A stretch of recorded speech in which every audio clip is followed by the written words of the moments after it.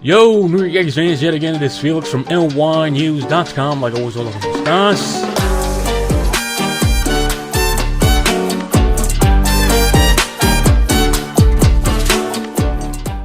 Yo, New York Yankees fans, yet again, it is Felix from NyynewsTV, like always, Hola, cómo estás. From New York City, you are now tuned into NyynewsCom radio with your host, NYY News Felix, for the latest New York Yankees news and rumors. New York Yankees fans, yet again, it is Felix from NyynewsCom, or might I say, NyynewsTV, coming at you with another episode of Hola, cómo estás. We are going to freestyle it this week, or might I say bi-weekly, as I'm going to do the show from now on every 2 weeks like that.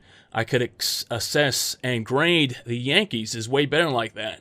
I mean, doing the show every week, like, I got to congratulate people like Gary Sheffield, Simonetti, Joe G, doing these games for like 4 hours, just sitting and staring at a camera. I don't know how you guys do that, but you guys are one of the best in the game. That is hard work and determination, and I applaud you for that. Because I am doing this right now. I don't get on camera, bro, and it's a hard thing to do. It's not a hard thing to do. It's just, I don't know. I don't like looking at myself. I know I'm a good-looking son of a bitch, but you know, I just can't do this camera stuff. But we have a special show for you guys this week. As I'm just going to wing it. I'm just going to be on camera and talk about the Yankees. So first things first. The Yankees offense. If you guys are subscribed to my normal channel, NY News, I talked about something that nobody has been talking about. Pitch com. We have seen the Yankees have been struggling offensively. I'm not trying to call the Yankees cheaters by any means, but it seems to me that the Yankees are one of these teams that maybe relied on stealing signs, or not, like I'm not saying illegally, like stealing signs the traditional way, or whatever the hell the Yankees' philosophy has been when it comes to stealing signs. I think they have been greatly affected by PitchCom. It shows. This team is the most pathetic team I have seen in seasons offensively. And we got rid of Marcus Timms, right? And, wow, they're worse. We all thought he was the problem, right? Well, he probably was, but like I said, that pitch comp thing is just hurting the Yankees. It doesn't matter if you have the best hitting coach or whatever. In my opinion, it is my opinion, it's hearsay, I think pitch comp has affected this offense. And they're just going to have to evolve. But we all know the Yankees don't really have that great of a team because Gerrit Cole doesn't want to show up. He's Pittsburgh Cole again. And again, I will go back to what I've said about Gerrit Cole. I have been one of the first ones with cojones, as you say, with balls in your jaws, to say that the first thing that came out of Gerrit Cole's mouth, he's on this new team, the Yankees, right? And he's in the clubhouse saying, hey, Yankees or whatever, stop acting like a whole bunch of Trevor Bauers. Wow, really? Gerrit Cole, where are the rings on your fingers? Have you ever won a championship? Especially coming to the Yankees and saying something like that? At least, if you had some rings on your fingers, you could go in there and talk all the shit you want. But when he said that, I said, wow, the stories about Gerrit Cole being somewhat of a clubhouse cancer are probably true. I'm not trying to say he's a clubhouse cancer. I'm just trying to tell you or say that he's a crybaby. Okay, but whatever. I left it under the rug, right? I said, let me just move on. I'm not going to talk about this guy negatively after that. So last season, that story came out with him and Brett Gardner, where he didn't want Gardner to play pranks on him or something like that. I forgot what it was specifically. He pulled a prank or some shit on him, and Gerrit Cole turned into a baby yet again. And then right after that, this or maybe before the sticky substance thing came into play. And he reverted back to Pittsburgh Cole. But even before that, even when he wasn't Pittsburgh Cole, he couldn't perform in big games. What are we paying this guy for? And then the game versus the Tigers yesterday, or if you're seeing this on Thursday, on Monday, the game on Tuesday, this guy shits the bed once again. This guy's a head case, complete head case. I know Gerrit Cole was the guy to get. I understand that. Obvious choice, not the Yankees' fault. This responsibility falls on Gerrit Cole and Gerrit Cole only. He has to live up to that contract. He's the highest paid pitcher in Major League Baseball. Unless somebody, he is the highest paid professional baseball pitcher, because we all know that these contracts change, and we just came off of a previous free agency, but that responsibility falls upon Gerrit Cole, not the New York Yankees. The New York Yankees here are not at fault, but Gerrit Cole has to own up. Hey, you can't cheat anymore, bro, and you're on the New York Yankees. If the Yankees are going to be successful, they need Gerrit Cole to be Gerrit Cole. Because to be honest with you guys, Gerrit Cole looks like a psychopath. He looks like one of these dudes that if you're alone with him in a room and he gets angry, I'm not trying to say he'll murder you as a figure of speech just so I won't get sued, right? He looks like he would slash your neck, grab a fucking knife, and stab you in the neck with it. Just because he's ticked off of whatever you said to him. And it's not like a Max Scherzer type, whatever. I'm talking about like a silent psychopath looking dude. That's Gerrit Cole. He just puts out weird killer vibes, if you understand what I'm saying. Like that movie with Christian Bale. American Psycho.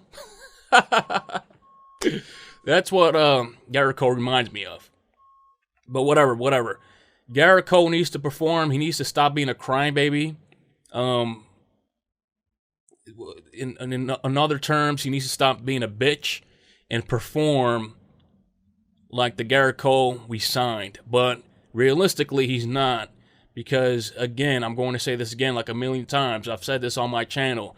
I've said this when it was the popular opinion. He is not, because the sticky substance dramatically improved his game. It is just a fact. You guys are witnessing it yourself. And we're pretty much stuck with this guy. But like I said, it is not the Yankees' fault. So with that being said, I'm going to take a quick break and I'll return after this. If you're listening to us on YouTube and you're not subscribed already, then make sure to hit that subscribe button. What's up, everybody? Dodger Doug here on the Dot News Network. Check out all things Dodger related at the new LA Dodgers website by visiting ladne.ws. Be sure to look out for the Dodger Doug YouTube channel to get scores, highlights, and inside information on all things Los Angeles Dodgers. And check out the Dot News Network at dotne.ws for more Major League Baseball info. That's dotne.ws, the Dot News Network, from the creator of NyynewsTV.com. So, new day, new attire, as in attire, new clothes, because this is I'm recording this 2 days after I recorded the previous video. Actually, I'm kind of recording this kind of live because it's on the same day where I'm going to release this podcast, because I wanted to assess the Yankees more. So let's talk about few more topics. Let's talk about Joey Gallo, who's absolutely horrendous. Serves no purpose on the Yankees. For crying out loud, Chris Carter was more effective on the Yankees than Joey Gallo. He shows no purpose. But knowing the Yankees, they're the type to say, wow, this guy, if he hits free agency, he's not going to get the money. Let's say if he was still on Texas and still performing. The money that he was going to look for. Knowing the Yankees, they're the type to say, we could lock him. We could extend him on a good deal. Because Look at the way he's performing. This guy sucks. He's not going to get the money that he's looking for when he hits free agency, and he might find more security accepting an extension from us. So that's the scary part about the Yankees. They might see it as a bargain. They know that Joey Gallo sucks. He doesn't fit with the Yankees, but that scares me. And it seems like a move that Brian Cashman and the Yankees would make, which is we know the Yankees. They're not very smart when it comes to assessing players. We got freaking Josh Donaldson. He's on the hook for $25 million next season. He's going to be 38, 37 or something like that. This is not a smart front office. So that scares me when it comes to Joey Gallo. Joey Gallo, like I said, Chris Carter, when he was on the Yankees, was more effective than Joey Gallo. Joey Gallo, spent about 25% of the season on the Yankees last season. It's about, a 5% sample size this season. Hasn't performed. Horrible acquisition by the Yankees.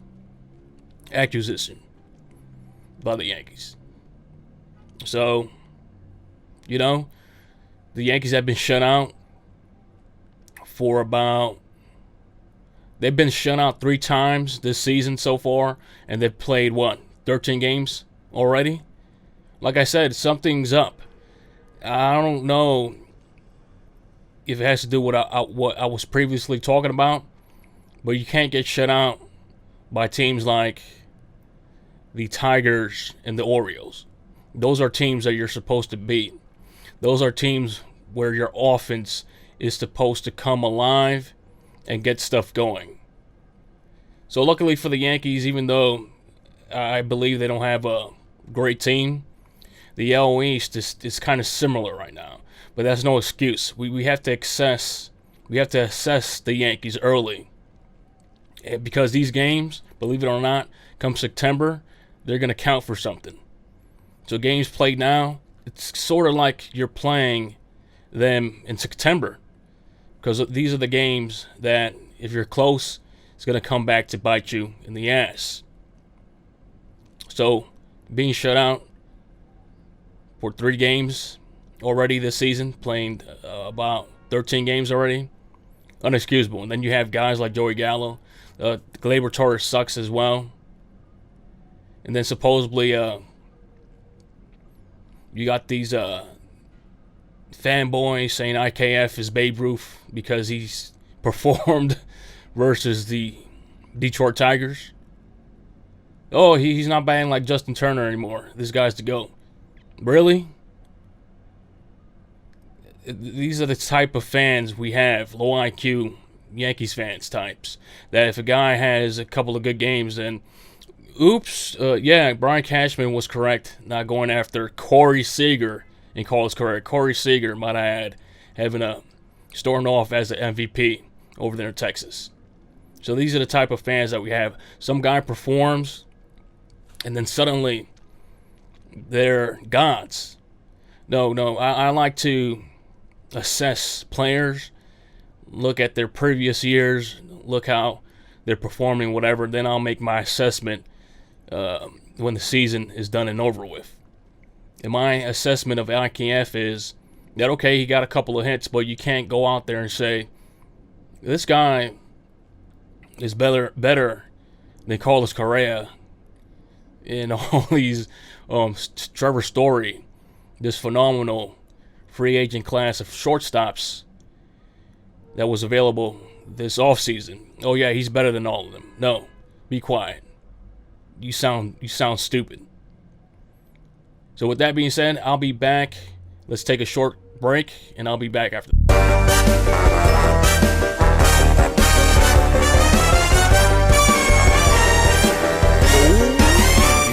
He's ringing in Adam King. He's calling to say things are ranked. His takes are really cold. He's a classic Twitter troll. Adam King. Maybe with pancakes, not bread. Can't hear you.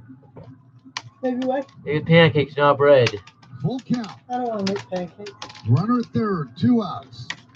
And the pitch. What are you watching? High drive, deep left, going back. Frazier, he's on the What show is track. that? See ya! A walk-off two-run home run for Robbie Hello? Grossman. And a very, very tough loss for the New York Yankees. The goddamn cheating umpires rigged the game. Blatantly. That's what's swearing on? Don't. Not on my live stream. Don't. Oh, for crying out loud. Games are Wilson clearly got the game heading strike 3, and the goddamn fucking cheater called it his ball. Blatantly rigged. That means more than that now.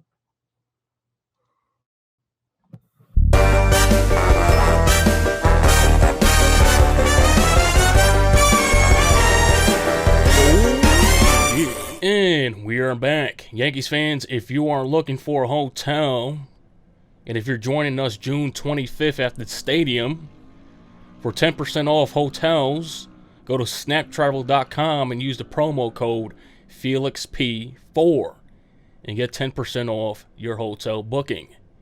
Do it. Do it now. Get a nice little hotel over there in the Bronx. Yeah, you'll probably find yourself a girlfriend. But hey, it's the South Bronx. She might be a chapeadora, like we say in the Dominican Republic. She might want money from you, so be prepared for that. Woo! Yeah. Anyways, what do I want to include more about the Yankees? Yeah, if it's not PitchCom that's messing up this offense, I said this in my channel, NYY News. It comes down to two people: Brian Cashman or Aaron Boone. That's the good news. If the Yankees do not do anything this season and fail once again, there's two guys left. They got rid of everybody. You could point the finger at, it's going to be justified, at Brian Cashman and Aaron Boone. Because it's obvious. If it's not that, Aaron Boone is just not the manager to manage the Yankees. Brian Cashman is not the general manager to be the general manager of the Yankees. And there's one particular guy lurking out there. His name is Derek Jeter, who there's been mumblings and rumblings that he'll be the perfect candidate to take over Brian Cashman's job. And who knows, they'll probably promote Cashman as president or some bullshit like that. But that candidate is going to be Derek Jeter if he wants the job. And, you know, if he took the job as whatever his name was over there, president or whatever, the Marlins, he'll certainly take the job as GM of the New York Yankees. Simple as that. And imagine, he'll probably have the mentality of G. Michael or something like that. Giving someone like Jeter, a great baseball mind, a winner, having to play with all that money, just imagine the kind of roster he'll assemble in New York. But it's all hearsay. It's not a fact, but I'm just saying, if Brian Cashman is not your GM, Derek Jeter would be the perfect candidate. So with that being said, let's talk some smack real quick.